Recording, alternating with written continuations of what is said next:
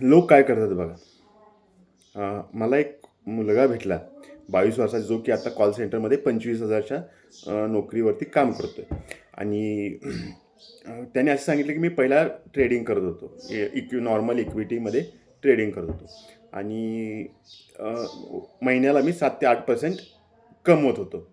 तर त्याने ही गोष्ट त्याच्या मित्रामध्ये सांगितली.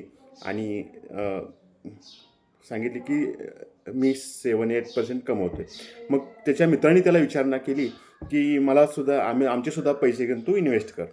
मग अशा तऱ्हेने त्यांनी सगळे पैसे त्यांच्या मित्रांचे कोणी वडिलांकडून घेतले, कोणी कर्ज काढून घेतले, असे जमा केले. जमा केल्यानंतर की त्याला ते 7% द्यायचं होईना. मग तो 3%वर मंथली कमवायला लागला.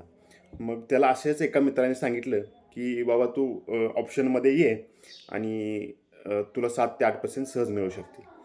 तर तोपर्यंत त्याच्याकडे 70 लाख रुपये जमा केले होते आणि ते सगळे त्याने ऑप्शनमध्ये टाकले. ऑप्शनमध्ये टाकल्यानंतर त्याने असं सांगितले की ते 70 लाख सगळे पूर्ण माझे बुडाले आणि माझ्याकडे आता 70 लाख रुपये कर्ज आहे आणि आता मी 25,000च्या नोकरीवर काम करतो आहे. मी आता हे कसे भेटणार? तुम्हीच याच्यावरून उदाहरण घ्या आणि काय करायचं ते ठरवा.